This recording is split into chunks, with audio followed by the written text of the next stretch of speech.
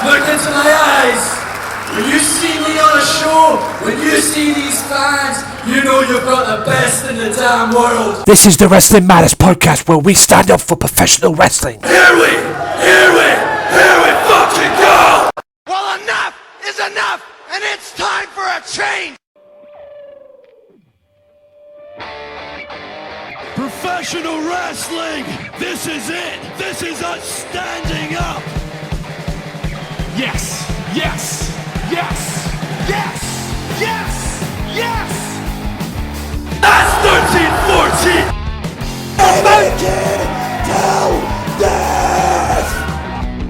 Dina, I am the best in the world.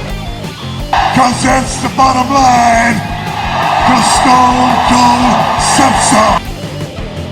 What is happening, ladies and gentlemen? Welcome to another installment of the Wrestling Matters podcast. That's right, episode 147. How are we all doing? Hope you guys are well in whatever it is you are doing. And yeah, it is the 147th episode of the Wrestling Matters podcast. On today's show, ladies and gentlemen, we're going to talk Raw. We're going to talk Smackdown, NXT 205, Ring of Honor, TNA, and yes, it's back. Wcpw as well. Plus a few other things here and there. And yeah, we're going to also have an interview on the show. I don't know how that's going to pan out yet. I haven't looked at the interview as I'm doing this. So we'll find out later on in the podcast. But it's with Crystal Tags In. Crystal Kona, I believe her name is. She was a wrestling manager. She's a YouTuber. She talks wrestling on her YouTube channels and everything, and we had a very good conversation this past week, and I'm going to play that audio for you later on in the podcast, plus a few other things here and there as well, and a shoot on WWE and editing.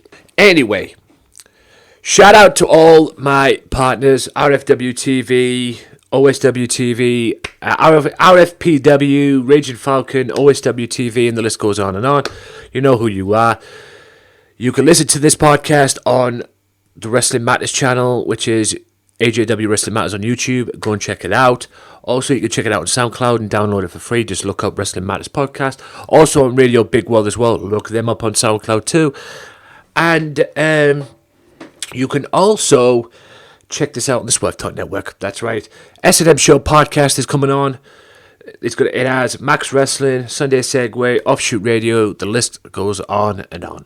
Check them out each and every week. Trust me, you will not be disappointed. Also, shout out to Mystery Island as well. Facebook.com/Back to the Island and Facebook.com/Wrestle Island. Next week on this podcast, I hope to have some information about Wrestle Island as well. I'm going to get in touch with them this week. I would do this every week. I promote the websites and the Facebook pages and whatnot, but apparently I can't give you the information without their permission as well, because it's very hush-hush, even though the show's coming up in March rather. So I will get some information this week and I'll bring it to you next week on the podcast. Also, as well, check the Wrestling Matters channel out for Wcpw podcasts each and every week when I can do them. If not, I'll put them on the show. I'll just put them on the show anyway. You'll be listening to the WCPW podcast that I did this past week later on in this podcast as well, coming up very soon, in fact, as well. But be sure to check that out. And also, while you're on that YouTube channel as well, Wrestling Matters, why not hit that subscription button too? Because I've got a lot of plans for that YouTube channel. I just need some better cables. I need to get rid of Wi-Fi first on both my laptops. So before I do that, I'll get rid of Wi-Fi on my laptops and that, and everything will be cushy. Right, before I talk about myself, guys, I've had a bit of a hectic week, I'm not going to lie. A very nerve-wracking week for myself this week in terms of something that I've decided to do. And I'm getting flashbacks of 4 years ago when I first joined the borough when I do this. A little thing up here in my hometown called TWCB. It is True White Collar Boxing, and I've ordered the 16-ounce gloves. Apparently you have to have 16-ounce gloves for this, from what I've been told. And I had gloves that I already bought, but they're 12 ounces. You don't need 12 ounces, you need 16 ounces. And I've got wraps coming as well, but the wraps unfortunately won't be coming until February 3rd. So I want to get... Apparently the gloves are there. They're ready and waiting for me to pick up. But it's the wraps I need before I pick the gloves up. Because I don't want to be going down picking up gloves, coming back, then going back down just to pick the wraps up. Sorry, but that's just retarded. So pick up both up at the same time. And I've already got a gum shield in mind as well, because I've spoken to me dentist, and I'll get more information about it on February 8th as well. And I go to the dentist. And I'm looking forward to going to the dentist, to be honest with you, because I know I'm going to be her number one person, considering what I've done in terms of the sugar in my life. But yeah, I've been talking about this. I talked about this with somebody on Facebook that I knew from way back in the day when I was in primary school as well. Apparently she's doing it as well. The meeting is this Thursday, in fact, the meet and greet. And ever since I inquired about this and I looked into going there, and ever since I decided to do this, or decided to at least look into it and going, I've been nervous. I haven't even done nothing yet. And I'm nervous about this. And like I said on the Facebook status, it's fucking ridiculous, man. I'm 32 years old, and I get these kind of stuff. I mean, the nervousness that I have is a lot better than what it was 10 years ago, I'll be honest with you. But it's still there. I mean, every time I try something new, I get nervous. Like, say, when I went to the butter job, for example, the student job that I do. I went there 4 years ago. I went there, and I didn't know a thing, didn't know what to do, didn't know what the heck I was going to do. Didn't know who I was working with. Very grateful for the people that I am working with. And I was nervous going into it. I was a nervous wreck. Same with here, and I haven't been down there yet. Apparently the meeting's on Thursday. Thursday night, 7 o'clock. So I'll have to go down to see it. It's about an hour away from where I live, so I've got no problems going down there. It's just how this going to pan out. I mean, who's to say I walk into that meeting and I meet and greet and look around and get a feel of everything and my surroundings and that. But who's to say I walk out and say, nah, I'm not going to be doing it, kind of thing. That's the thing I regret. Look, I want a motivation in my life, guys. I want to be motivated in my life. You know, I'm that kind of guy that goes to a gym, does a month or so there, and gets everything sorted out. Yay, do all this stuff. And then after a while, I'm like looking for that challenge. There's nothing wrong with being motivated in your life, guys. There's nothing wrong with having that little good swift kick in the ass, as Stone Cold would say, in your life. You know, just as long as it's interesting and fun. Mainly it's interesting. Because what's the point of going to do something if you're not interested in it? You're wasting your time there, basically. But yeah, the advantage I've had with this, I've had those 2 boxing gyms. The advantage is 8 weeks of free training, plus a fight, you raise money for charity. That's beautiful in itself, believe you me. And it's 8 weeks of that, plus a fight. And there was this, the TWCB, and the Ultra WCB, which is Ultra White Collar Boxing, which is another organisation to these guys. And the reason why I did this, or I choose TWCB, because I had an advantage, because I had somebody, like I said, or somebody I knew there from school who was doing it as well, a girl there that I knew.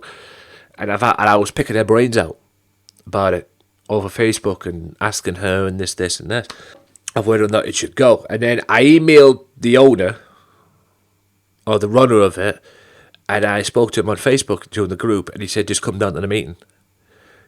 I'm like thinking about it. He said, just come down to the meeting on the 26th of January, which is this week, which I'm going to be doing anyway. Yeah, I mean, it's just a simple thing to do. It's just simple enough to do, and I want to do it. And then, like I say, that's the advantage, because at least I know who I'm talking about. At least they know what I'm talking about, and they know what it's like there. Apparently, the girls, like, I've had, confidence boost beyond belief. I've made friends for life, yada, yada, yada. So, anything I can do to improve my confidence, I'm down with it. I'm not afraid to take pain. I know I can take pain and take an ass kicking. I have competed in a wrestling ring, and I know wrestling ring is entirely different to boxing, but at least I can take a pit. I can probably take a punch or take something that's difficult. But yeah, it's just an annoying piece of shit. I mean, this past week when I did the butter job on Saturday, You know, I had people giving me advice and everything like that. It's just ridiculous, though. Why do I do this to myself? You know, annoying myself and stressing myself out over something that I haven't even done yet. I mean, maybe it's the way I am. It's who I am. You know, you can't change the stuff that you are, but it's just fucking ridiculous, though. And like I said on Facebook, it's stupid and it's really annoying. But I'm very much looking forward to Thursday and just getting this over with, basically. And then focus on other things after that, like training and whatever else I need to do. Because like I said, I won't be getting the wraps until February 3rd. I have the gloves there ready, but I'd rather pick them both up than pick one or the other. So, you know, it is what it is, guys, but I know I'll get through it. Thankfully, I can have people who I can talk to about this, so and they're really helpful, apparently, from what I've been told. But I guess I'll find all the answers out this Thursday, and I will be going down there. I'll message the girl on Facebook the day before or a couple of hours before just to let her know that I'll be there as well, that I'm coming down. So, and I'll double check everything as well. But other than that, that's just my stressful week, ladies and gentlemen, in the world of Anthony Walker, your favourite host here on the Wrestling Matters podcast. But one thing I want to talk about, guys, that has popped up this week. Kurt Angle's in the Hall of Fame, and rightly so. No question about it. And him coming back to WWE, he never mentioned about being in the Hall of Fame, but he's going to be in the Hall of Fame the night before WrestleMania. And he's made it crystal clear that he wants, if he's going to have a match in WWE, maybe one more match in WWE, he wants that to be against AJ Styles. He's made it crystal clear. Now, these two have met in TNA, but would you want to see a match at AJ Styles? Obviously, if you can't book it for WrestleMania, it has to be at the top 4. It has to be like at a top 4 show, like a Survivor Series, or maybe a Royal Rumble, or maybe a SummerSlam even. I'd book it for SummerSlam. If you can't have it for WrestleMania, what's the next big pay-per-view? SummerSlam. Would you want to see it? I do. I mean, I wouldn't be too down not to see it, to be honest with you. It would be very good to see. But it'd be very different, I would imagine, from what it was in TNA, because Styles is Styles now. He is who he is now. He's the WWE champion at this moment in time, at least until the Royal Rumble. But Kurt Angle is a different Kurt Angle. You know, it's a different AJ Styles to what they were in TNA, I would imagine. And yeah, I mean, I'm very much looking forward to it. Should it happen, I'm very much looking to see if Kurt Angle go in the Hall of Fame and be back in WWE. Just hoping they still put Rick Rude in there as well, because he deserves it. Yes, Dallas does it as well. But, you know, I want Rick Rude in there. Rick Rude should have been in there a long time ago. But yeah, I mean, would you guys want to see it? You know, at WM Podcast on Twitter, or drop a comment in the YouTube video, or underneath the YouTube video in the comments section, or whatever. Would you want to see AJ Styles in WWE versus Kurt Angle? It's an interesting fact, man. I mean, like I said, I won't be complaining because I know it's going to be a good match. They had great matches in TNA, and hell, at one point they were even tag team partners. So, and tag team champions too. But yeah, Kurt Angle versus AJ Styles in WWE. I wouldn't be too surprised about it, to be honest. But with that being said, ladies and gentlemen, that about wraps it up for this part. Hope you guys enjoyed it. I'll be back in part 2 with Raw, Smackdown, NXT, and 205. But coming up next, ladies and gentlemen, is my WCPW podcast from Loaded, the review that I did this past week on the Wrestling Matters channel and SoundCloud. So thanks to everybody who supported it. Apologies for uploading it twice because I messed up on certain uploads and everything, especially with the audio and that. Either that or YouTube was just being an idiot. But I uploaded them anyway, so I hope you guys enjoyed them. And from what it looked like, you did enjoy it. So yeah, look out for the new one this coming week. But this is last week's episode with review. So hope you guys sit back, relax, and enjoy. And I'll see you in part 2. My lord, lordy. It's that time again. That's right, ladies and gentlemen. It is time for another WCPW podcast. That's right, the very first episode of Loaded. In 2017, at least.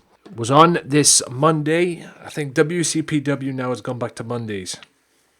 now, and they've allowed this to happen because it gives them time to play the replays during the week. So if you missed Loaded on the 16th, don't worry, it'll be on Wednesday the 18th, and it'll be also on Saturday as well. So you'll get an opportunity to see it. Oh, if you want, go and sign up to What Culture Extra. You'll be able to see it anytime you want as well. So, but if you want to see it on YouTube and you haven't signed up to What Culture Extra, don't worry about it. If you missed it tonight on the 16th, check it out on Wednesday.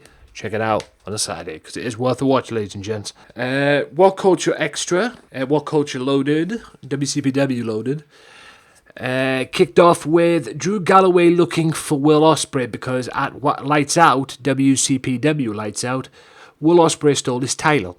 He returned to WCPW and stole his title. And Drew Galloway is vengeance and rage looking for Mr. Will Ospreay.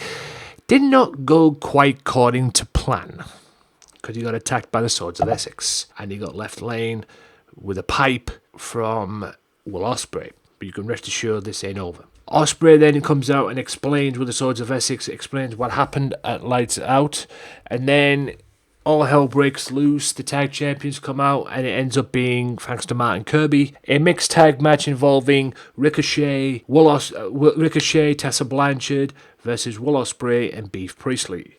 And also the tag team titles were on the line too, with Liam Slater and Johnny Moss, that big mountain monster motherfucker, against the Swords of Essex, which were, I think it's Stevie Wainwright and Paul Robinson as well. So more on that later.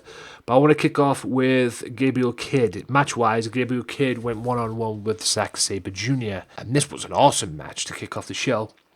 Wrestling matches, of course, wise. Lots of wrestling in this match, and the story of this match, quite frankly, was the fact that Gabriel Kidd just wouldn't quit. He wouldn't lay down for him. And it took a submission hold, I guess a triangle choke, that forced Gabriel Kidd to submit to Zack Sabre Jr. Now, don't get me wrong, Gabriel Kidd is getting ever so close to his first win in WCPW.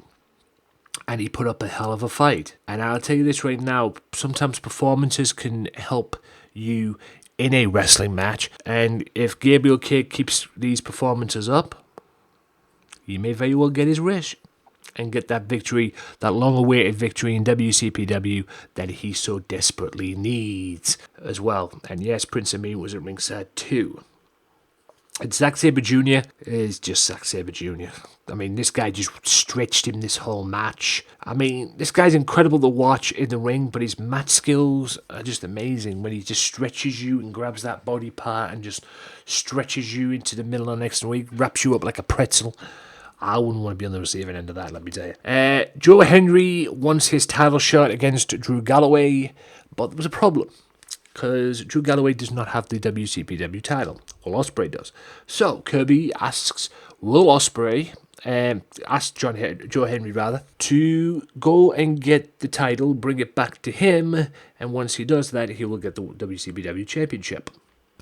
A shot that he so craves. So more on that later. It was also announced, beside Rey Mysterio coming, which I mentioned on the podcast, BT Gunn is coming next week to WCPW Unloaded, so look out for that, guys. Yep, good old BT Gunn, the modern day Sabu, NAK. Guess that's where he's gone, because he's now no longer in WCP, in ICW, courtesy of losing a casket match. Will he ever return to ICW? Probably will. But that's why he's gone to WCPW. Like I say, will he ever go back? I hope so. Drake versus Drew Coffey, or Joe Coffey rather. Drew Coffey, what the fuck? I've got Drew Galloway in my mind. Joe Coffey, and it was basically a match that was dominated by Coffey, and he hits him with a black coffee and gets the victory as well. Anyway, on to the main events of the evening, which were the Swords of Essex against Slater and Moss. Both teams did very, very, very well in this match. Champs retained, but Moss owns. Just, it's as simple as that, really. You do not piss off Johnny Moss. Trust me, I know. I've seen it firsthand. And Essex showed great teamwork. Moss and Slater showed great teamwork. This was a great tag team match. A great tag team match which saw the champs eventually retain as well. What's next for Slater and Moss? I don't know. They've got Prospect knocking on their doors probably, but Prospect are so determined to go to Orlando that Martin Kirby came up with this idea for them. If they're that desperate to go to Orlando, he's going to make them earn it. He's going to book them in matches and put them in matches. If Prospect win the matches, they get £100, which goes to the Get Prospect to Orlando fund. If they don't, he takes them out. You know, so they get £100 if they win. If they lose, they get nothing. Basically, the £100 is taken away. So if they lose, so say they gather up momentum and they get, I'm pretty sure this is the case, they get about £400. If they lose one match, that 400 will go to 300. So that's the case basically for them to go to, if they want to go to Orlando that bad. But hey, they seemed questionable about it at first, but hey, they just want to go to Orlando. They don't care about anything else. Now for the main event, Ricochet, Tessa Blanchard versus B. Priestley and Will Ospreay. Just a great main event. Main agenda, mixed tag match, whatever the hell you want to call it. Just superb to watch. Will Ospreay and Ricochet at it again, just like they do in Japan. Great teamwork by the Swords of Essex. Great teamwork by Ricochet's team as well with Blanchard. An awesome main event. There was a spot in the match where Priestley Hurricane Ran'd Ricochet and Blanchard Hurricane Ran'd Reverse Hurricane Ran'd. Priestley Reverse Hurricane Ran'd Ricochet and Blanchard Reverse Hurricane Ran'd Ospreay. And Goofball on the announce table, and no, I'm not talking Alex Shane, says that was a Canadian destroyer like. I never thought I'd hate a commentator worse than Michael Cole. But oh my god, Dave Bradshaw, you suck. Seriously. Look. Alex Shane's Alex Shane, he's the heel. Although you'd think the way you go on at times, pal, you think you're the heel. But Alex Shane is Alex Shane. I don't give a damn about that. I don't care about him. And sometimes he's pretty funny when he puts you in your place, pal. But you, good God, you and JBL would make a great team. Because you both suck, quite frankly. And I would imagine Jim Cornette carries you every time you work with Jim Cornette. And so, I mean, You suck, dude. I mean, I can understand Raven putting you in your place the way you did, or the way he did when you were on that Wrestle Talk television together, because you're an idiot, okay? And you suck as an announcer. I'm sorry, I do not like you as an announcer. Sometimes I have to listen with you in the mute board at times, or sometimes I just have to go into my own little space, stare into space kind of thing. I don't like you, okay? I'd much rather listen to Alex Shane for an hour than listen to you. But that didn't spoil the main event, and thanks to Will Ospreay's interference, the rest of the Swords of Essex come out, but thanks to Will Ospreay's interference-ish, by attacking Tessa Blanchard with that spinning corkscrew kick that he does, and B. Priestley manages to get the victory, although Ricochet and Blanchard did have the last laugh, which allowed Joe Henry to complete his mission and bring the WCPW Championship. Yes, the WCPW title. It is not a world title yet, unlike some people, right, Bradshaw? But he allowed it to bring it back to Kirby, so who knows? At the Edinburgh show coming up, he may get his title shot. So we'll have to wait and see on that one. All in all, very much enjoyable first episode of the new year for WCPW in terms of their loaded program. And that about wraps this up, guys. Hope you guys have enjoyed it. This will be played on the Wrestling Matters podcast. I'm going to play this audio as well, just for my other, my audience out there who are on the Swerve Talk Network and all that shit. They're going to know who they are, so they come here as well. That's what it's all about at the end of the day. So this will be going on the podcast as well. And until next time, guys, Wrestling Matters. Tune in to episode 147 of the podcast, where I've got an interview coming up, as well as the other things that I usually do, plus WCPW as well. Sorry, I'm on my desk there, something fell off. But until then, guys, my name is Anthony Walker, Wrestling Matters. If you're on the Wrestling Matters channel now, subscribe. Wrestling Matters. Peace out. If you enjoy the Wrestling Matters podcast, why not check out the Wrestling Matters podcast right now on YouTube at AJW Wrestling Matters. You can also check it out on SoundCloud at Wrestling_Matters_podcast. That's /Wrestling_Matters_podcast. Also, check it out on Radio Big World as well. For more information on them, you can check them out on SoundCloud and the Swerve Talk Network as well. For more each and every week of the Wrestling Matters podcast, weekly podcast that talk about the best in professional wrestling today, whether it's WWE, Ring of Honor, TNA, ICW, Progress Wrestling, and the list goes on and on. Only the best in professional wrestling. Why? Because wrestling matters, ladies and gentlemen. Welcome back to part 2 of the Wrestling Matters podcast, ladies and gentlemen. It is now time for Raw, Smackdown, NXT, and 205. But before we get to Raw and SmackDown, and a funny moment on SmackDown, which I'll get to in a second, let's talk about Raw. Let's talk about NXT, rather, and 205. NXT's results, or matches, or whatever the heck you want to call it, are. There was tension in the main event during the TakeOver San Antonio NXT Championship contract signing, which will see Shinsuke Nakamura defend against Bobby Roode. I'm guessing that's for WrestleMania. Actually, no, Royal Rumble. My bad. I forgot the Royal Rumbles thing. It's an NXT weekend there as well. So, yeah. Who else? Nikki Cross defeats Keninda Lewis. I hope I said that right. If I didn't, I apologize. Roderick Strong defeats Steve Coulter. Eric Young and Sanity interrupt Ty Dillinger's address to the NXT Universe. It seems there's going to be a feud there between Sanity and Ty Dillinger. TM61 defeat the Revival as well. So, yeah, that's pretty much NXT. And the main event is for NXT's TakeOver, which I'll be very much looking forward to, and is Nakamura and Bobby Roode. It's going to be great. And interesting, too, in a way. Because I think it's the first time them two have ever met. Now, the results for 205 are as follows.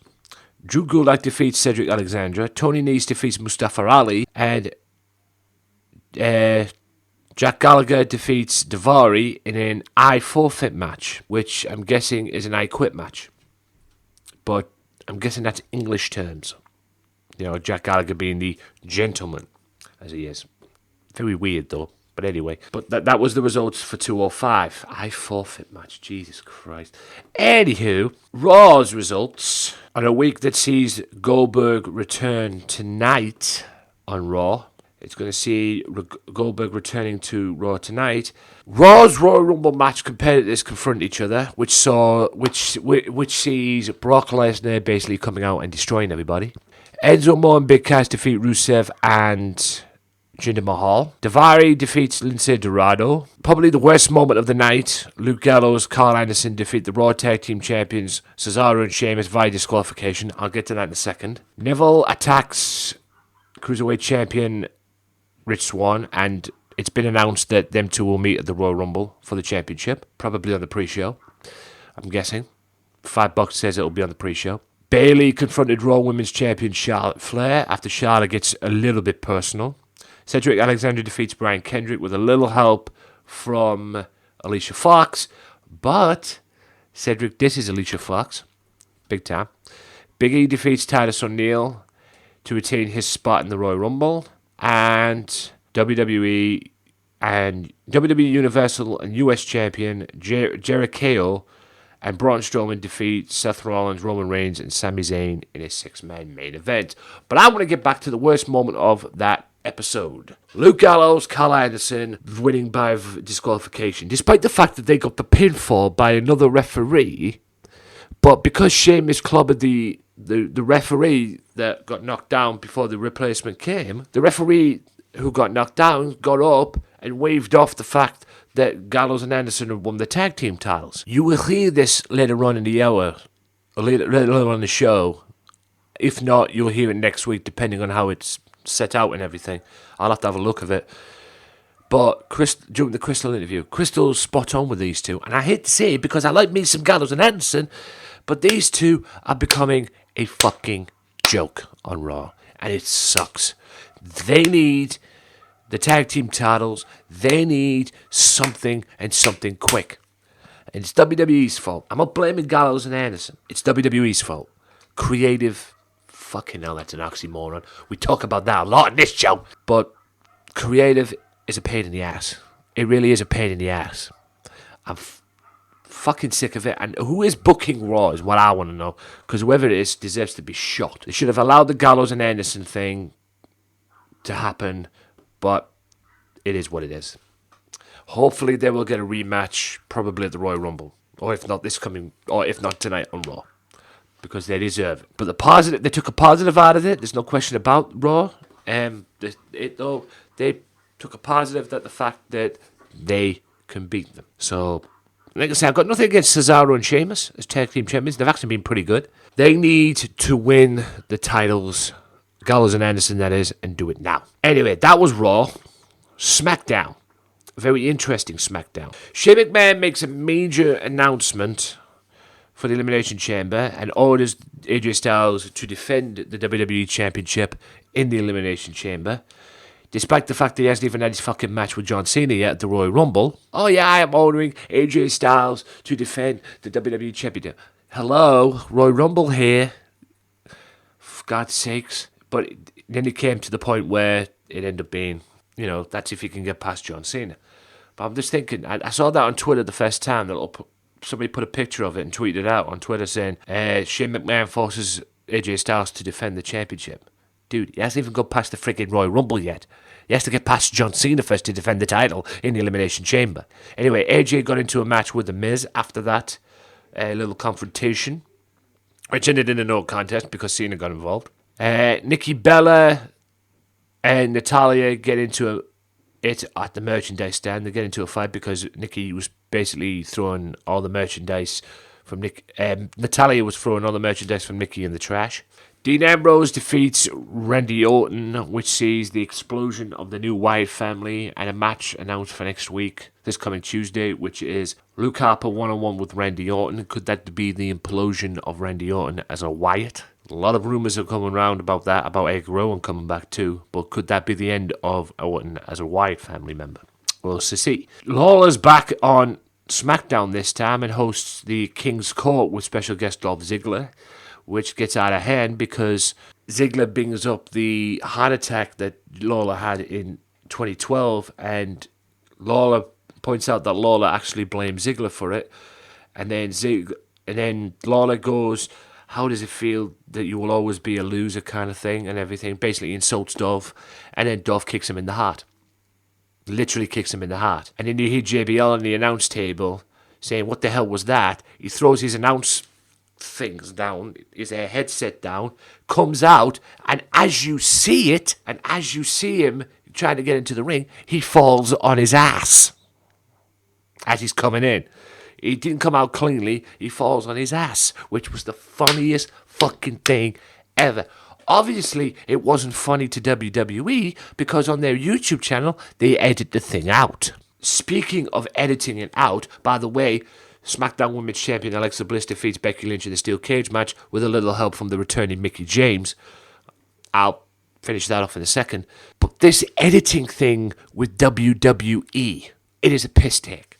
Okay, I'll talk about it more later on in the final part about Roman Reigns, because they've been editing Roman Reigns again. So I'll leave that for later. But this editing thing has to stop. Okay? You put it on live, you see JBL falling on his ass, falling over and everything, and then the next minute you put it on YouTube and you edit that bit out. That's the funniest part of the fucking show. Okay? I don't know what JBL is going to be getting involved in. I don't know where this is going with Joey Lawler and Dolph Ziggler. That was the funniest part of the thing, and then WWE ruins it on their YouTube channel. Good one, WWE. And yes, Mickie James is back in WWE as well as La Luchadora. She's working now with Alexa Bliss. I don't know where that's going, but don't be surprised if you see Mickie James and Becky Lynch one-on-one in the future. But that is the end of Raw and SmackDown. SmackDown wins that one, in my opinion. Although there were some questionable things on it, I'll be honest with you, but SmackDown wins that. And yes, SmackDown again proves that SmackDown is the better product, in my opinion. I mean, no offense to Raw, but things just ain't working at the moment for Raw, and they need to sort it out quick if they want to stand any chance of competing. Anyway, that is the end of this part, ladies and gentlemen. I'm going to wrap it up here. I'll be back in part 3 with TNA and Ring of Honor. So, see you in a bit. There's only one wrestling podcast that gives you honest, uncut opinions and the most unique trivia since WWE did The Weakest Link. And the only place you can hear the show-stealing podcast promo every single week. Covering WWE, TNA, Ring of Honor, Lucha Underground. Max Wrestling Podcast is the place for you. Join myself, Evan Money McHaven, the Phoenix, and the Butcher. Sundays at 7 p.m. UK time, 2 p.m. Eastern time with your host, Daddy Dangerously, on VOC Nation and the Swerve Talk Network. Go to maxwrestling.wix.com/maxwrestling or follow us at maxwrestlinguk for more details. Give in to the madness.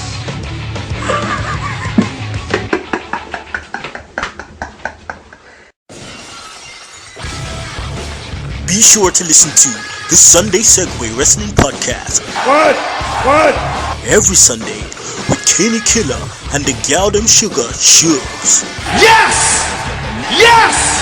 With all the news, views, and laughter that you want. They like jet airplanes. Woo! They like long limousines. Every Sunday, the Sunday Segway Wrestling Podcast on Podomatic, iTunes, and YouTube. So why don't you choke on that, slap nut?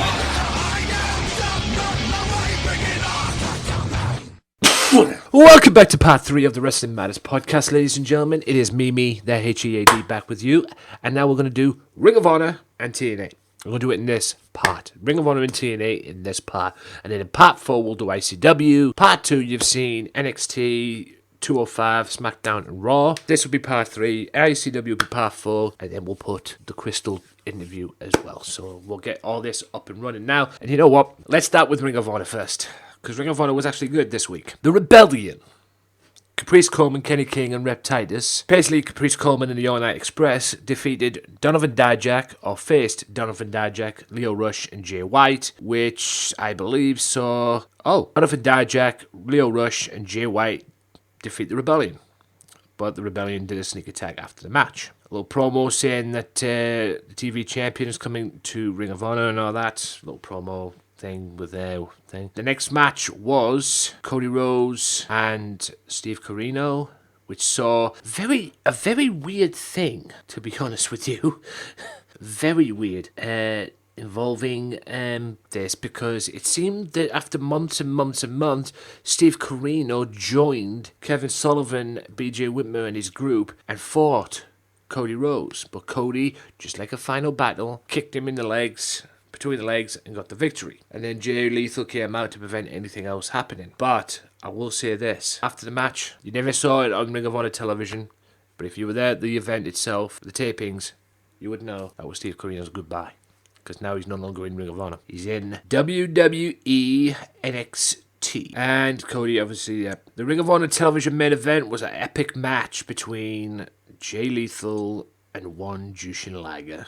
And Jay advances to the semi-finals, where he will face, I believe it's Jay Briscoe. And Christopher Daniels goes one-on-one with Chris Sabin as well. 2 great matches there, let me tell you. And I'm very much looking forward to them, no doubt about that. Now, TNA. Let's go to TNA. Let's get this out the way as well. TNA. This week's results. So, the DCC, or as they're now called, the Death Crew Council, which was Bram and Eddie Kingston, and Eli Drake, Jeff Hardy, and Trevor Lee, defeated Andrew Everett, Crazy Steve, Jesse Goodaz, Shearer, Matt Hardy, Mike Bennett, and Tyrus in a race for the case. No doubt there'll be something to do with Mike.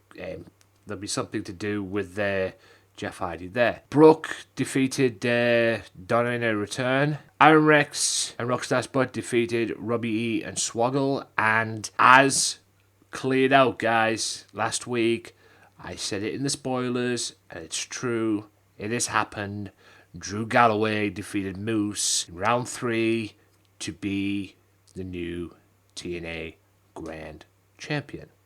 So TNA now has a Grand Champ as well. So Josh Matthews and D'Angelo De Niro, the Pope, if you will, the commentators, and yes, Madison Rain is a commentator because she's obviously working with her husband. Less said about that, the better though. But yep, like I said last week, guys, I said it in the spoilers at the end of the show, but it's happened. Drew Galloway is now the TNA Grand Champion. Anyway, quick timeout, guys, and I'll be back right after this with ICW. So stay tuned. If you enjoy the Wrestling Matters podcast, why not check out the Wrestling Matters podcast right now on YouTube at AJW Wrestling Matters. You can also check it out on SoundCloud at Wrestling_Matters_podcast. That's /Wrestling_Matters_podcast. Also, check it out on Radio Big World as well. For more information on them, you can check them out on SoundCloud and the Swerve Talk Network as well. For more each and every week of the Wrestling Matters podcast, weekly podcast that talk about the best in professional wrestling today, whether it's WWE, Ring of Honor, TNA, ICW, Progress Wrestling, and the list goes on and on. Only the best in professional wrestling. Why? Because wrestling matters, ladies and gentlemen. Welcome back to part 4 of the Wrestling Matters podcast, ladies and gentlemen. It is now time for ICW. That's right, ICW is back, and I've missed it, to be honest with you. I'm going to run through everything. The first Fight Club of 2017 at the Garage. DCT went one-on-one with Davey Blaze after what happened towards the end of last time in 2016 with Blaze coming out and attacking Coach, DCT, and Viper as well. And DCT gets a win over Davey, which was a good match between the two. Davey got control of it and everything, but DCT managed to outsmart Mr. Blaze and gets the victory in what was considered an upset. James Scott destroys Christopher Saint. Don't get me wrong, it was a great match between the two. Both men showed good fight and good wrestling, and it was a great match nonetheless, but James Scott absolutely owned Mr. Saint and gets the victory. Charlie Sterling beats Chris Ridgway as well, but then gets shot, because Shah Samuels comes out of nowhere and basically throws them both out the ring after slapping Sterling right in the face as well. Jackie Polo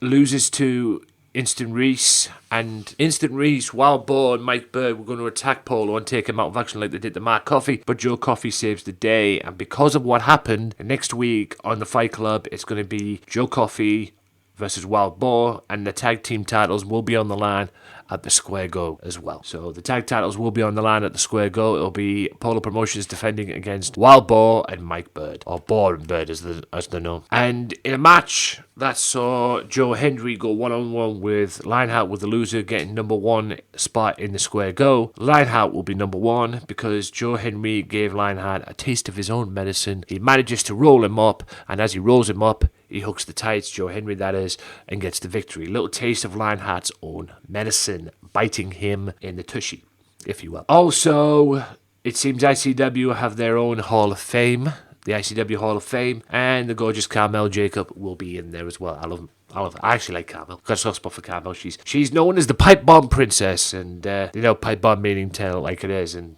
she definitely does that, and I like people who do that, quite frankly. And also, she's one of the pioneers of ICW's women's division. So, congratulations to her, no doubt. Now, that was ICW, great show, but I want to talk about this. I want to talk about this now. I'm not going to wait until the end of the show. I want to talk about this. WWE. Roman Reigns and WWE. Because we all know Roman Reigns is the man. He is the guy. He is John Cena 2.0. As many people call him, including me. But what pisses me off about it, it's not him, it's WWE. Because WWE are that determined to push him as a babyface. He comes out during the thing, and you can see clear as day he's getting booed. He's getting booed out the build. WWE, for some strange reason, like to edit that bit out and put cheers in. It's bloody ridiculous. Man. If you want the cheers to start, then push him as a babyface that works for the fans. But people don't like him, okay? And that's why he's getting booed the minute he walks out the damn build. Out onto the stage, he's getting booed out the building. That's why he should be a heel. Turn him heel. It annoys me. I mean, like I said earlier on, they did it with the JBL thing. They cut JBL situation when he fell over as he was running towards the ring to save or to come to the aid of Jerry Lawler during the King's Court on Smackdown. They cut that out. Goldberg, when he came back and he wanted the jack, and he ended up jackhammering Rusev and then spearing Paul Heyman. They cut out the bit where he falls over. He grabs out of Rusev and he slips over. They cut that bit out on WWE's YouTube channel. I don't know about the Roman Reigns bit or anything like that. But what is the point of pushing somebody heel or pushing somebody babyface when people don't get him? Surely, if you want him to be babyface and you do everything you can, you get people like Triple H to be the champion so they can put him over. That doesn't work. You're looking to get The Undertaker to get involved as well. It's a complete piss take. It really is. And you've tried everything and it's not working. If that doesn't tell you to turn a wrestler heel, nothing does. Just my opinion anyway. Right, I'm going to end this part here. I'll be back in the final part, because after the break, I haven't checked this yet, but we're going to start the interview with Crystal Tags in as well, Crystal Kona, as well. We're going to talk about what her opinion is on the professional wrestling business, get to know a little bit more about her, what she's got in store for her YouTube channel, and not only that, what was it like to be a wrestling manager? All coming up right after this, and then I'll be back in the final part with an outro, so stay tuned. Are you sick of professional wrestling? Do you want to speak your mind about professional wrestling? Well, if you like a wrestling podcast, why not tune in to the wrestling podcast where wrestling matters? The Wrestling Matters Podcast. Each and every week, I talk about the best in professional wrestling from WWE, TNA, ICW, Progress Wrestling, Ring of Honor, and the list goes on and on. Also, on the other occasions, I bring guests in as well to shoot the breeze about the one thing that I love, that we all love, professional wrestling. So join me each and every week for the Wrestling Matters Podcast on YouTube, AJW Wrestling Matters, the Wrestling Matters YouTube channel, SoundCloud, soundcloud.com/wrestling_matters_podcast, and any other podcasts that matters. Wrestling Matters, wrestling fans.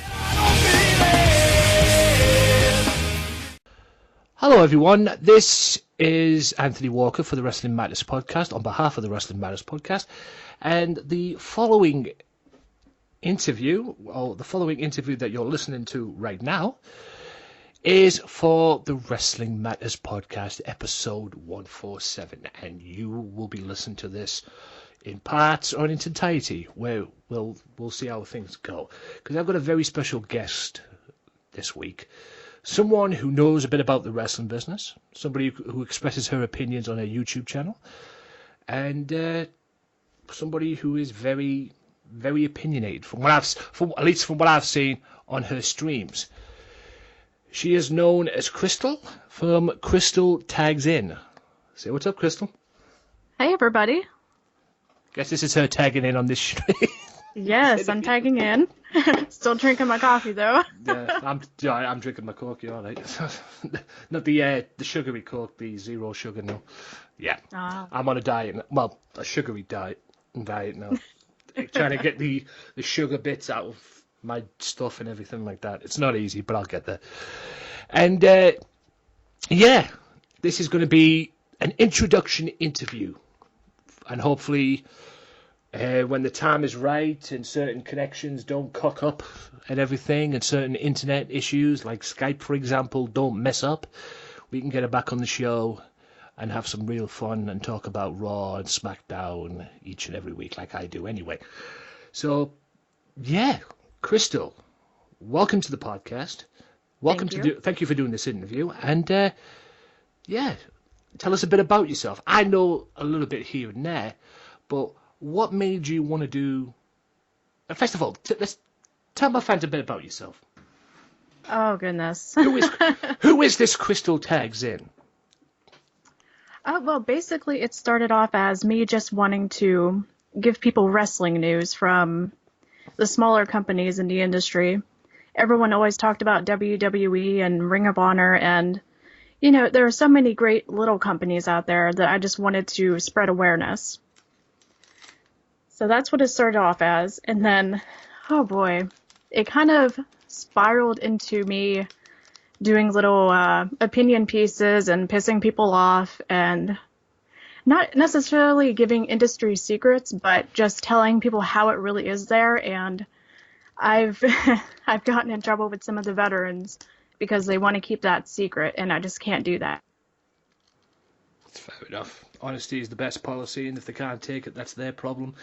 Exactly. As well. And yeah, people have always said to me about this podcast as well, why don't you be kayfabe? Why don't you be kayfabe? I didn't make a podcast to be kayfabe. Okay, I made a podcast to be real. Okay, I mean, I've had other people on the podcast as well, like Everett O'Ryan, for example. God bless him. Yeah, he's fun. Yeah, God bless him. He was great. He came on the podcast and he asked me, "Do you want me to be in character? Do you want me to be in character, or do you want me to be myself?" I said, "Dude, just be yourself. You know, you are a character and you're probably good at what you do, but this is, you know, be Everett O'Ryan, be you. Don't be a character." Yeah. Don't be something you're not, for crying out loud. And you wouldn't, like I say, if I had a pound for every time somebody came up to me and said, "Oh yeah, why don't you be fake on this podcast and everything?" That I probably won't be sat here right now talking to you, probably. It's just Right. ridiculous. And like I said, honesty is the best policy, and people can't hack that. And I've had issues before, you know, with like, I wouldn't say promoter, with a wrestling company up in my hometown as well, not taking kindly to what they hear on the podcast. And, you know, like I said, it's their issue, not mine. Exactly. And you can't win them all on YouTube as well. And you can't win them all. They see what they see, and they'll probably call you out on it. But at the end of the day, it's what you do. It's up to you what you do. And like I say, if they don't like it, tough. So, I mean, what basically... Because I've seen some of your stuff. I've seen some of your videos as well, and some of the stuff that you do, and some of the stuff that you talk about. And you do talk about wrestling companies that probably are not even, well, to many wrestling fans around the world, they're non-existent at the moment, or non-existent until you talk about them, at least.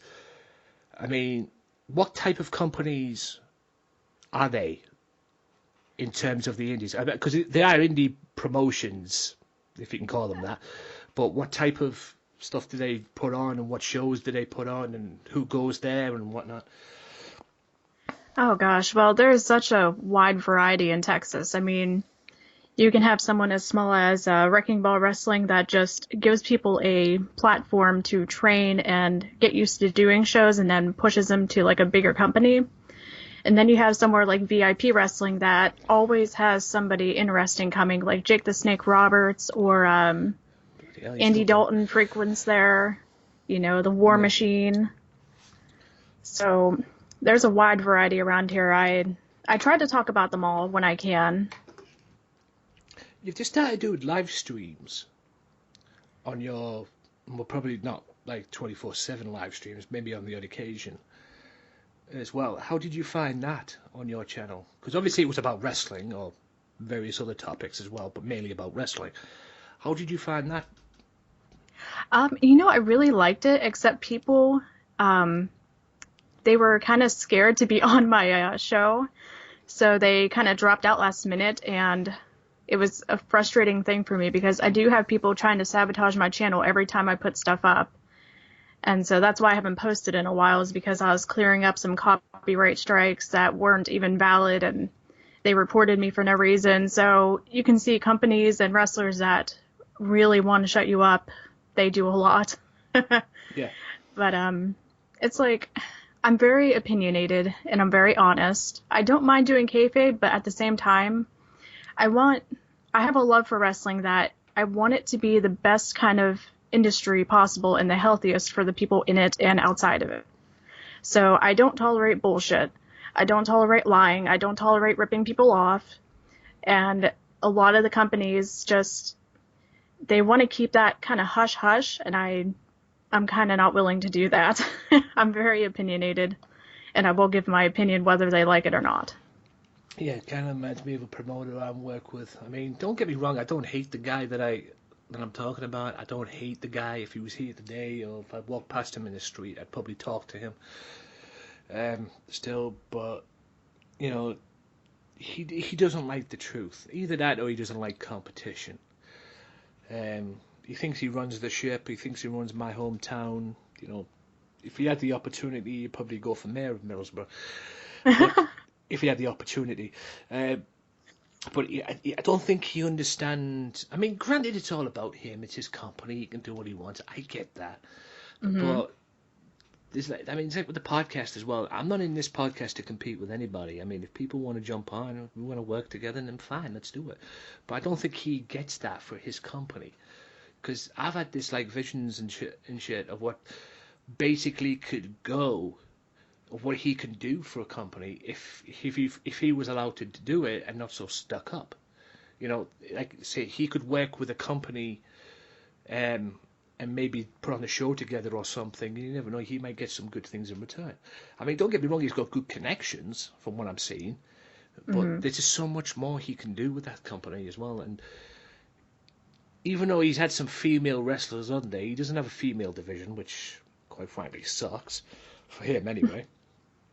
But yeah, I mean, I just think there's just so much you can do, and sometimes you try and work with a guy. I mean, I've done it on a couple of occasions. It's so frustrating. I mean, even frustrates you. Even frustrates you as that person, because you're a wrestling fan. You want to be a part of a wrestling company. But how can you work with a promoter where, you and him have different philosophies on what wrestling should be, or different ways of what wrestling should be. But it's just so frustrating when he goes down a different path and everything, and he comes up with stupid ideas and that. I mean, it's probably the reason why half the roster's probably left, and he's probably had to go out and get new members of the roster as well. But it's so frustrating because he could do so much, but I don't think he's willing to do that. I mean, don't get me wrong, what he's doing is working, but he doesn't have to take it too far. Just take it up, right? Just up a notch. And it is so frustrating as a wrestling fan, because you want to be part of a wrestling company because it's what you like, it's wrestling, but you don't want to be around that guy. I mean, he asked me one time to come back and do shoot interviews, with wrestling stars, probably like Sabu and people like that, which would have been great, but it's just being around him. I mean, the third time and the last time I left, I said, you might as well just go out separate. I had this kind of vibe, like, you might as well just go out separate ways. Because I got sick of getting into disagreements with him and arguments that were like stupid child's play stuff, man. It just really was. Right. And I don't want that. Yeah, I think most promoters and wrestlers alike, they have this notion that unless you have at least 15 years of experience, you have to keep your mouth shut. Yeah. And the promoters, their company is like their baby, sort of. And once they get comfortable with it, they really don't want to branch out too much. And they want to just, stick in their ways. So I think that's probably where a lot of the issues will be coming from, is that veteran status, that seasoned status, that they think only those people have a valid opinion.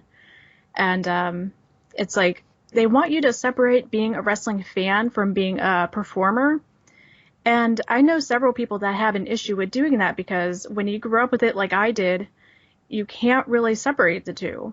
It's just you live it, you breathe it, I'm surrounded by it 24/7. Me too. So I can't really separate it. Yeah, you try and separate it, but when you first start watching it and you grow up as a fan watching it, and you spot on what you say, because I'm the same. I mean, you develop a passion for it as a fan when you're sitting at home watching it and you're surrounded by people that like what you like as well. But the more you watch it, the more you become a fan, the more you develop a passion for it. I mean, I've developed a crazy passion for it. It's not even funny. About wrestling as well. I mean, like I said, that's probably the reason why we have different opinions on that as well. And going back to what you said about promoters having different ideas, he asked me to come on his booking team at one point as well, this promoter. And he wanted me to be a part of his booking team, but like I said, granted, it's his baby, it's up to him what he does and everything like that, but you come up with these ideas and sometimes he takes them and changes them. And that happens a lot. Yeah, and you think, well, I came up with this idea and everything, and you've took them and changed them a lot, and then what the hell do you want, what the hell do you want me to do about it as well? I mean, I came up with an idea of where myself, storyline-wise, but obviously talking to women was like talking to a wall, storyline-wise, where me and this girl that we were in like a storyline with would win his tag team titles, not as long-term thing, like a storyline angle, and then I would take on, I would turn on this girl, and then I'd go and get to all developed into the angle when I was working with the tag team that we would have won the belt off. It like all developed into that angle, and then I turn on the girl and send her back to her boys, because at the end of the day she might be my partner, but at the end of the day I'm thinking that she's still managing them. And then I'll go and get another partner, and then they can cost me the tag team titles and everything like that. But he turned around and said, no, that's going to desecrate the tag team belts if that happened. And okay. And I'm like, yeah, that is going to desecrate the tag team belts. That's like saying China would desecrate the Intercontinental belt when she won it as well. Yeah, that's a big problem. Yeah, it just hurt my brain, and like I said, I mean, it's a shame. I mean, I wish there was another wrestling company, because I'll be on it. I'd jump on it all day if I had the opportunity. But and I do want to work with a wrestling company, but it's hard to. It's like you correctly said. There's all these promoters out there. It's like, shut up and listen, kind of thing. You know, keep your mouth shut unless you know what's up and everything. But a lot of people are not willing to work with other people who have a mind for the business, or a lot of promoters anyway. That's my theory on it. I mean, have you ever had any heat with promoters? Oh gosh, I don't think I've ever not had it. Yeah. To be quite honest. Who's been the most frustrating promoter that you've worked with? Probably. Or better yet, being around. Being around. I would have to say, oh gosh, I think the one from VIP. It had to be. I love their company. I love how he runs things. He's a really good wrestler, but his way of doing things, he's very stuck in the old traditions. And it's like, if you don't take a bump exactly how he wants you to, it's like a big no-no in his book, and then you don't know how to wrestle. And it's like, you bring in all these people and you make them train in front of you first before you let them wrestle, and you're trying to correct them. Yeah. Like, they've been in the business 10, 15 years. I'm pretty sure they don't need you fixing things, and if they do, they probably shouldn't be there to begin with. That's a horrible way of doing it. I mean, I've took bumps in the wrestling ring. I've trained in a wrestling ring, and I've competed in a wrestling ring, and I know how to take a bump, don't get me wrong, but at the end of the day, correct me if I'm wrong, but it doesn't matter how much you take a bump, as long as you take it safely, of course. Yeah. It doesn't matter, as long as you take that bump safely, and as long as it's, it works for what you're doing, or what that wrestling's doing. I mean, that sounds idiotic, that. So if one person in his training took a bump and it was wrong, he would correct it. Yes, he would spend about 20 minutes correcting that one person and making an example out of them. Oh, right. So, yeah. So basically, I get it. So basically, it's a case of, you've done it wrong, we're going to spend a long time until you get it right, kind of thing. Yeah, that's how school kids play that. Well, I mean, I can see his point. Like, he wants him to be safe, and he considers what he does the safest. But at the same time, when I took the bumps the way he wanted me to, I did 45 in a row. And it was like, I kept hurting my neck. And I'm like, I have to take a bump a certain way because of just physical, just how I am physically. Like, certain things hurt more on me if I hit the ground a certain way. Right. And he just didn't like that. So it's like, every trainer I've ever had, I can't do things exactly how they want. So I haven't had like really good in-ring training. I got the promos down. I got, everything else down. I can take a good bump, but getting my maneuvers down has been a big problem because of that mindset. Right. Have you ever taken a chop? Mm-hmm. Oh, plenty. I can vouch for this. I'm sure you guys have heard this before. They are so underrated chops, it's not even funny. And they are the worst thing in the business to take. Oh, yeah. I'd rather go through a table. Me too. I'd rather fall off a cage, to be honest. I'd rather fall off a cage and go through a table than take a chop, to be honest with you, because they suck. I got chopped. They do. I participated in a battle royal for the promoter I was talking about and everything. I participated in a battle royal, and I got chopped so much in that battle royal. I went to bed that night, woke up the next day, and I just see this red mark across my chest. I'm like, what the hell did that come from? Oh, wait a minute. I got chopped to death the previous night, that's why. So that's why there's about 10 million handprints on my chest and everything. Oh my God, they are the worst ever. I remember the very first time, I don't know I'm going to ask you what your first time you ever took a chop was, but my very first time competing in a wrestling ring, it was a battle royal. I was basically a battle royal punching bag, mate. But it toughened me up in a way that I know I could take pain. And one of the wrestlers, the experienced trainees as well, was in the Battle Royal as well, and the minute I came in the ring, he grabbed out of me, shot me in the corner, and chopped me. And when you get hurt or something or like that, you want to scream the place down, kind of thing. That vibe.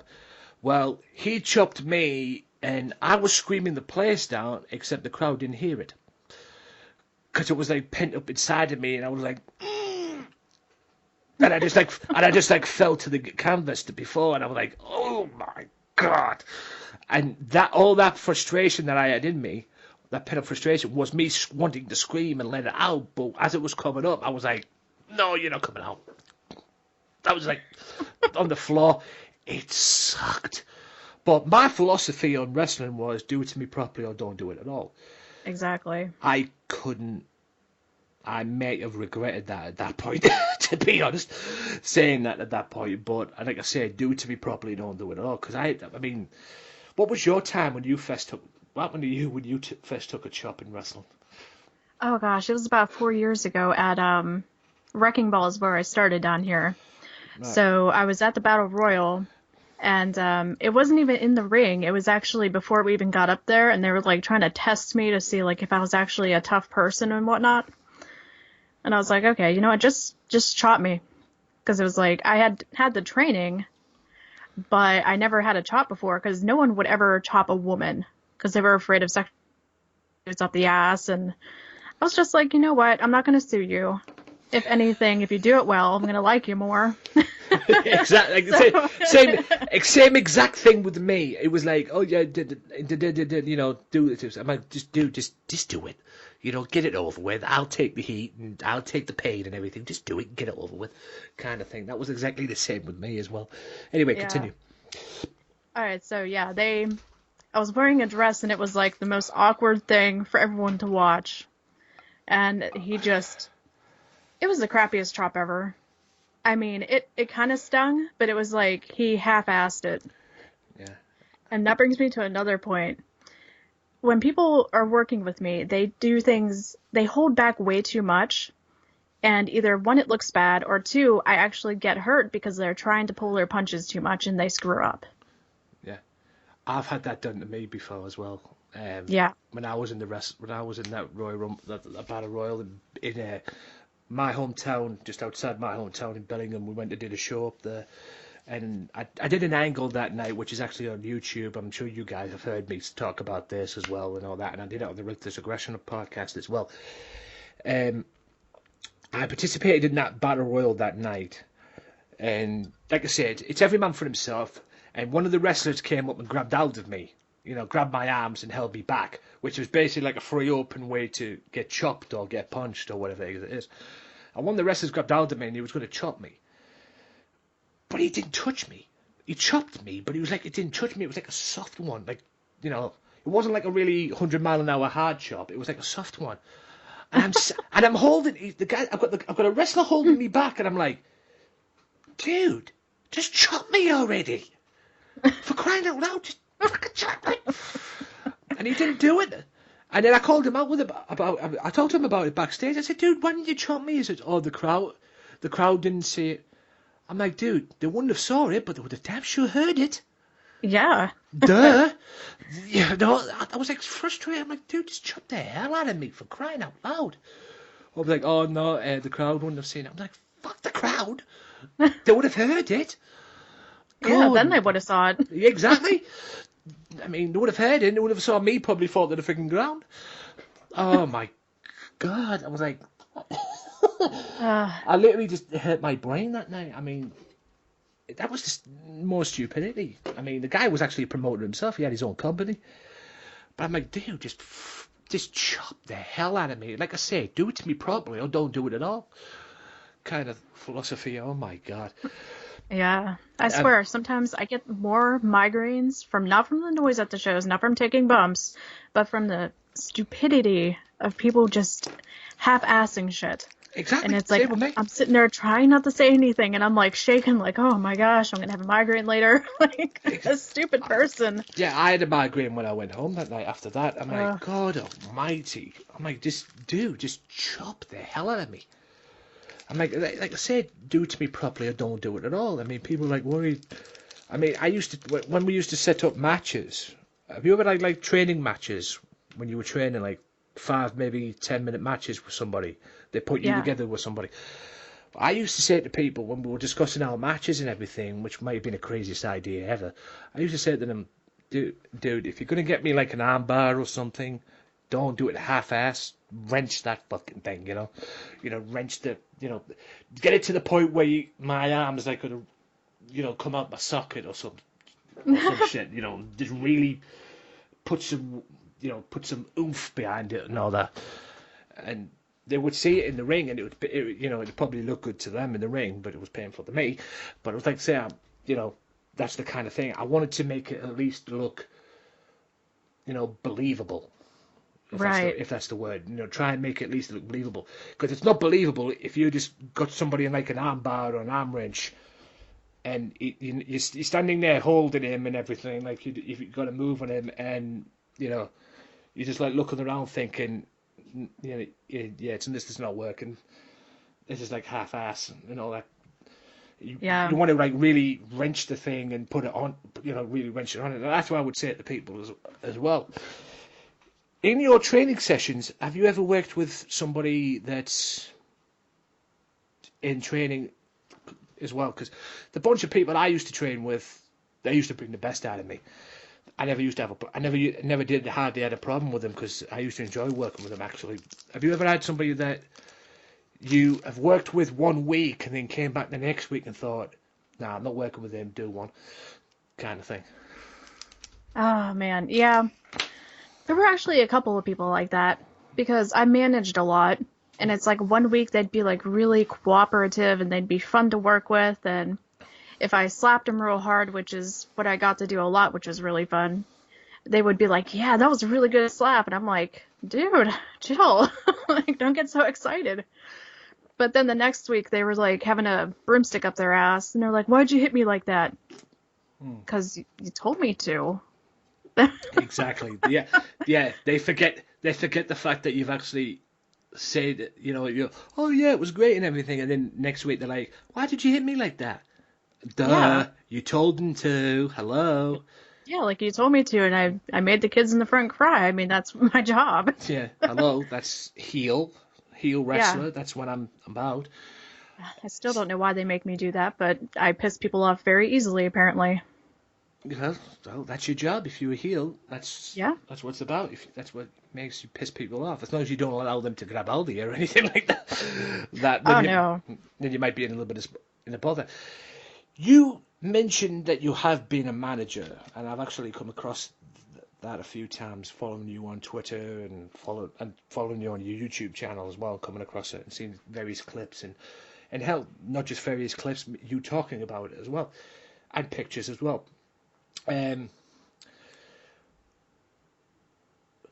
Also, how did the whole managing thing come about?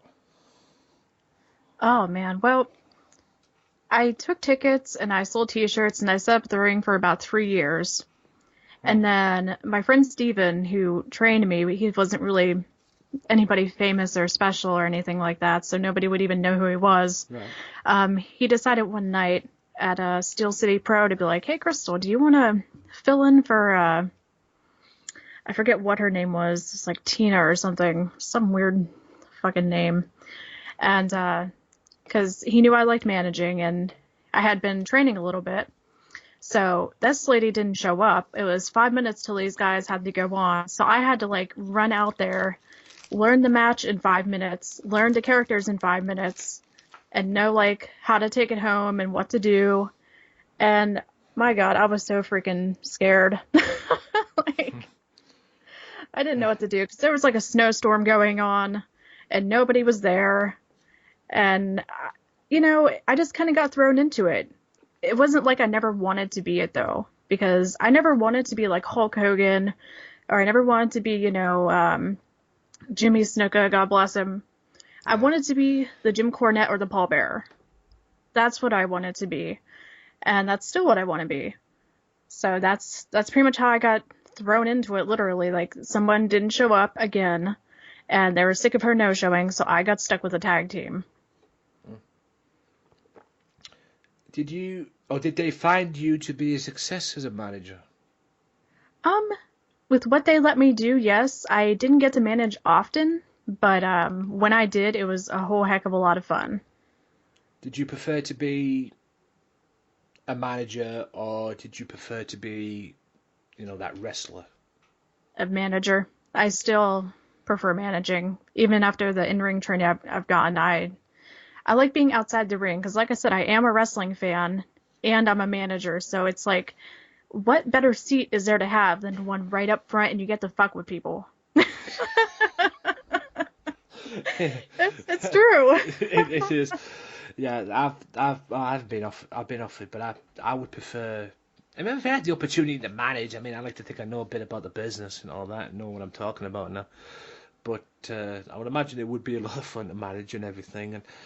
And I had a manager. I interviewed a manager way back. That was is it Johnny Ferrari? Crazy cat, where he was, but a great manager nonetheless. And he was trained in terms of management. He was mentored by the great Jimmy Hart as well. So he obviously had some good people behind him in that as well. But he was just a crazy cat, and I love the guy. Don't get me wrong, I really do. I love the guy, and he was just crazy to talk to, but very fun as well. And I've seen him a few times. He's managed people like, who's he managed? I'll give you one wrestler he's managed, EC3, because apparently he's best friends with him. So him and EC3, Ethan Carter III, Derek Bateman, whatever the heck you want to call him, him and they're both best mates. So yeah, he's managed other people as well, and even one point had the great pleasure, I would imagine, of managing AJ Styles as well. That's cool. So you made it when you're managing people like him. Yeah. As well. Do you watch the business? Do I watch it? Like, do I keep track of everybody and do you watch keep up to date? Yeah, WWE, not just like the indie stuff. Do you watch WWE, Ring of Honor? I watch everything. Yeah, yeah. What's your take on? I tell you what. Let's get right into it. Let's get right into the nitty gritty. We'll come back to you a little bit more because I want to get your opinion on this. TNA. Okay. TNA. Yeah. The new direction they have taken. The horrible year that was 2016 for them. And I don't care what anybody says, especially the TNA marks on YouTube, the TNA fanboys on YouTube that I've come across. Oh boy. This new direction they seem to have took, Anthem have took over. Jeff Jarrett is back with the company, especially with Dutch Mantel as well. The proverbial cancer of the company, Dixie Carter, out. As well. Everybody, it's a whole new day. Even Don West is back with the company, for crying out loud. Oh, wow. That's what he's back doing his shop TNA deals again. The selling stuff that he used to do. The only difference is Josh Matthews is still a lead announcer, which is a piss take. It's all right, but there's a lot of stuff that's going down. There's a lot of people returning to the company as well, like a Brooke Tessmarker and Angelina Love is returning to the company as well. Do you think 2017 could be the year that TNA finally get back on track and get back to, obviously not get back to the level they once were? I don't think they can do that, but at least get back to a level of stability and not have people worrying or have themselves worrying, thinking, oh, we're going to get run out of business here. Because they have been close on occasions to the point where they almost went extinction. They almost got run out of business. Do you think 2017 could be TNA's year now they've got a fresh owner and the proverbial cancer Dixie Carter is now left? That's actually a really hard question. I was thinking about that this past week, though. A big part of me hopes that they can get back to a stable footing. But at the same time, I hear that New Japan is going to start doing shows over here, and it's like, oh man, I think they're going to get wiped out. I really do. Yeah. New Japan doing shows over here. That's interesting. Yeah, that's what I heard. They're getting like a good reception because of like all the people WWE brought in, and I forget who they said. One of their main eventers is a guy from the States, so he's like a big draw for it. Yeah, you're right about one thing. The New Japan Pro Wrestling are definitely getting noticed, not just in the USA. They're getting noticed all over the world, especially over in the UK. I mean, I was just watching Wrestle Kingdom 11 this past week, seeing that what, in my opinion, is the greatest match I've ever seen in my life between Okada and Kenny Omega.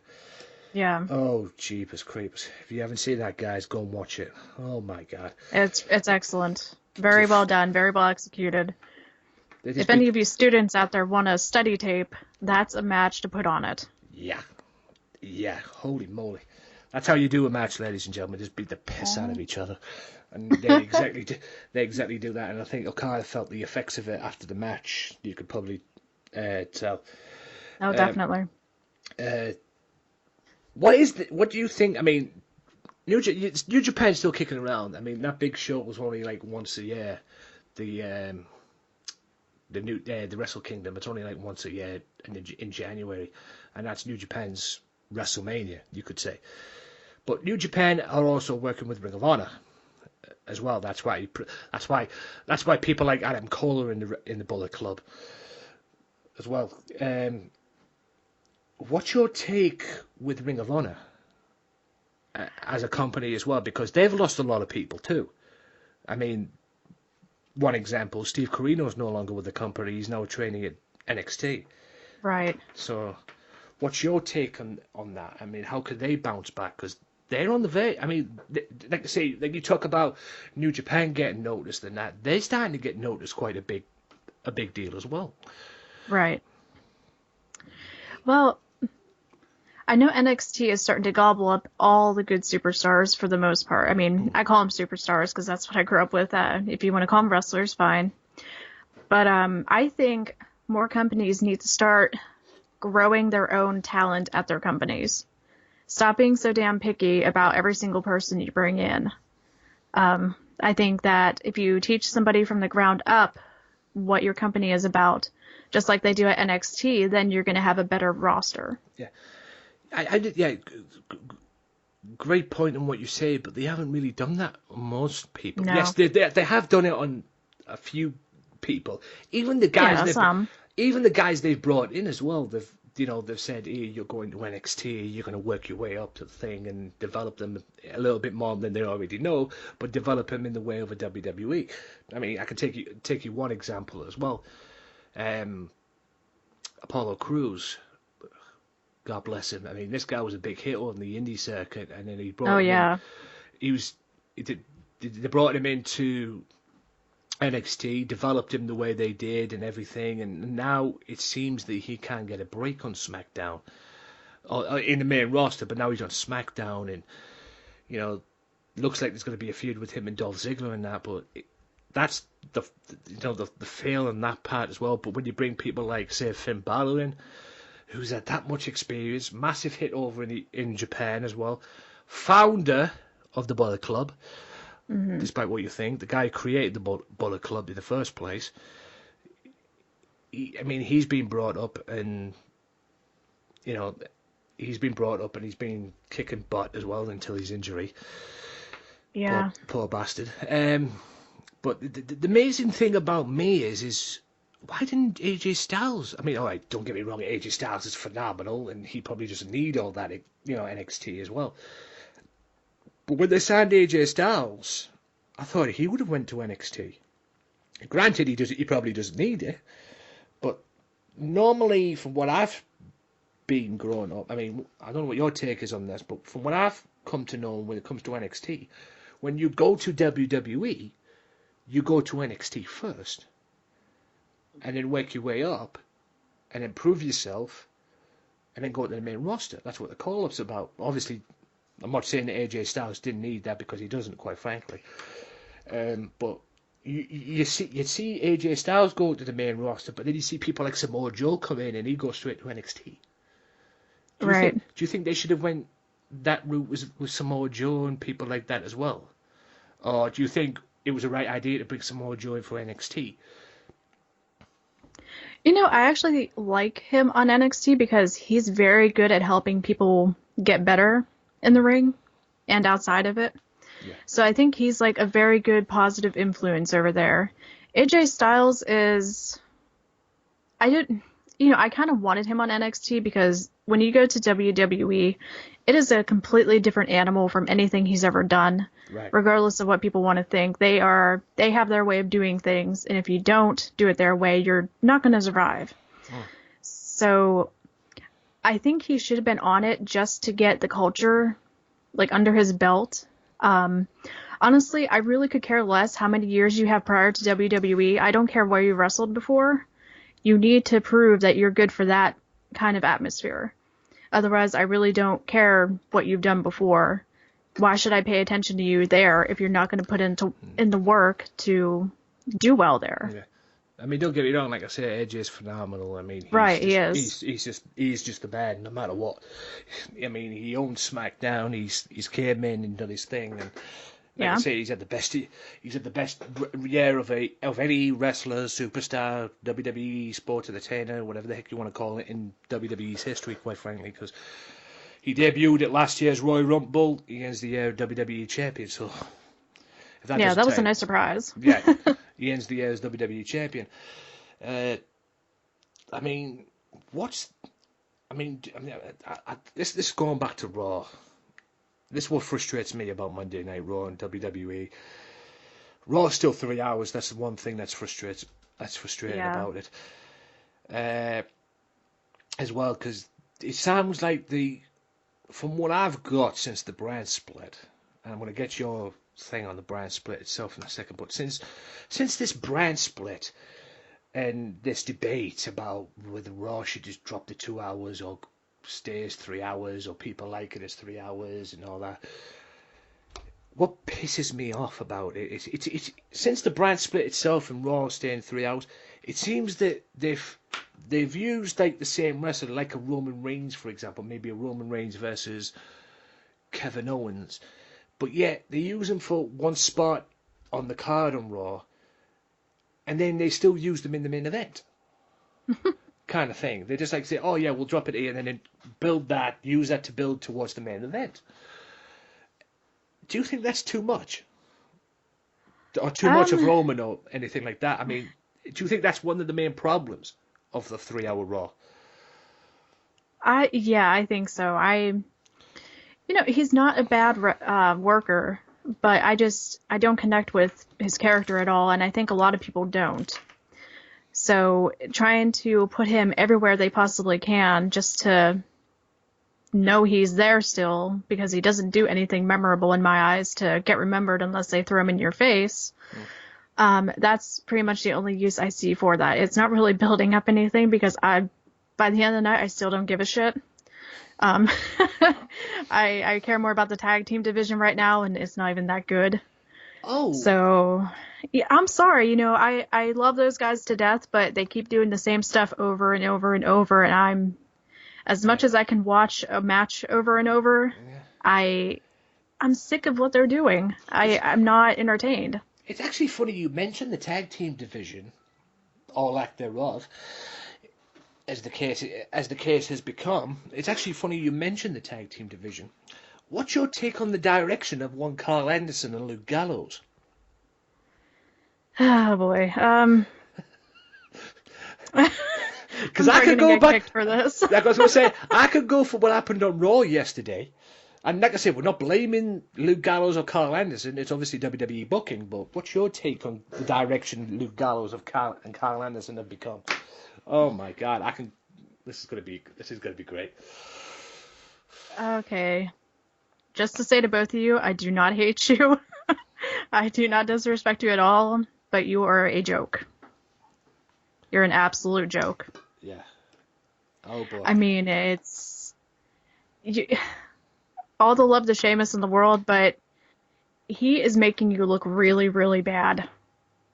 And that's like, he's making them look stiff, and that's not a good thing.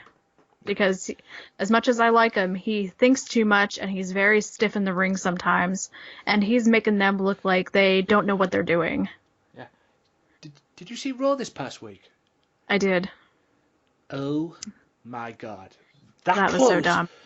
Raw Tag Team Champions, Luke Yes. Gallows and Carl Anderson. I thought, finally, WWE put the belts on these guys.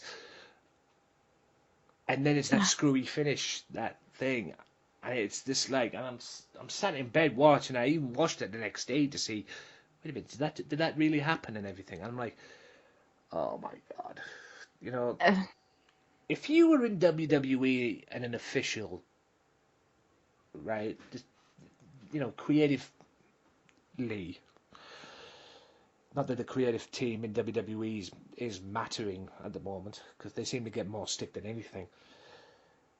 What would you do with Carl Anderson and Luke Gallows if you were a creative official in WWE? Honestly, I kind of thought about how Undertaker and Kane kind of went around wrecking the entire roster in one episode of Raw years ago. And I thought that would be very fun for them to do in order to get a tag team title shot that they deserved. Like, just wreck everybody's day until they got what they wanted. Because that's the kind of guys they should be. True. You know, they're huge. They're dominating. They had the Bullet Club thing going on. So, you know, they need to be more of a menacing presence. I don't care how big their opponents are. I want them to be scarier than them. They don't seem like heels at all. Be sure to listen to the Sunday Segway Wrestling Podcast. What? Every Sunday with Kinny Killer and the Galdem Sugar Shubs. Yes! With all the news, views, and laughter that you want. They like jet airplanes. Woo! They like long limousines. Every Sunday, the Sunday Segway Wrestling Podcast on Podomatic, iTunes, and YouTube. So why don't you choke on that, slap nut? Welcome back, ladies and gentlemen, to the final part of the Wrestling Matters podcast. Hope you guys have enjoyed it. Hope you guys enjoyed that interview as well. Hopefully next week I will have another interview as well to bring to you. Hopefully, but we'll have to wait and see as well because Skype has been a bit of a pain this past week. And like I say, with Crystal, it was a pain big time in getting her to come in because apparently it didn't connect her to me the first time around, and we eventually got it going. So, all being well, we can get in, we can get things sorted out and get everything there next week. But still going to be the usual stuff next week. Hope you guys have enjoyed this podcast. Like, share, and subscribe if you're on the YouTube channel as well. Also, download it for free. Take it everywhere you want. And give it a like on SoundCloud as well. If you on the Wrestling Matters YouTube channel and you want to keep up to date with anything, and you want to keep up to date in terms of the podcast as well, subscribe. Hit that subscribe button and also click the bell next to it as well. It will let you know, and you will get a notification on what any transactions that take place on that channel. Right. Big shout out to all my partners. You know they are at the beginning of the show as well. Facebook.com/Back to the Island. Facebook.com/Wrestle Island as well. You know, look out for them on Facebook as well. Wrestle Island and Mystery Island as well for more information or any information that you need.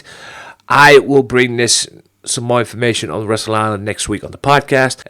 Very happy birthday to Rick Dara as well. His birthday this past week, so big shout out to you, sir. And also check out Talk Brunch at Talk Brunch on Twitter. And check out the Swerve Talk Network, like I say. Sunday Segway TV as well.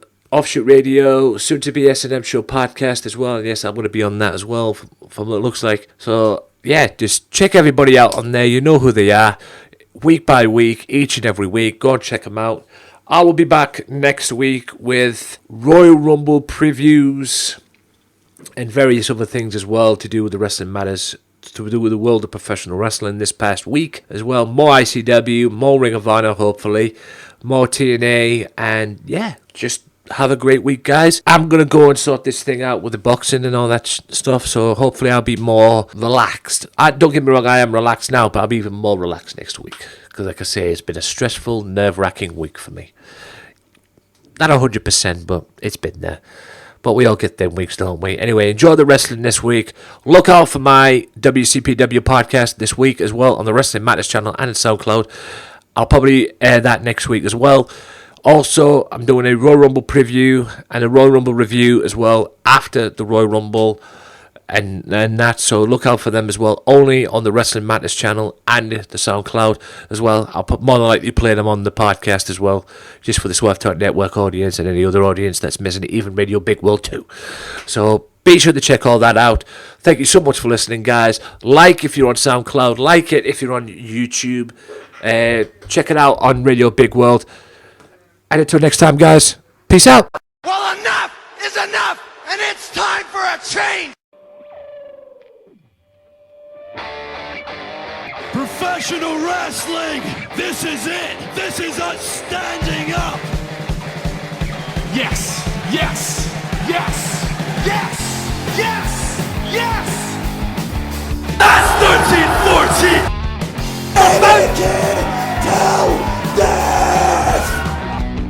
Dina, I am the best in the world.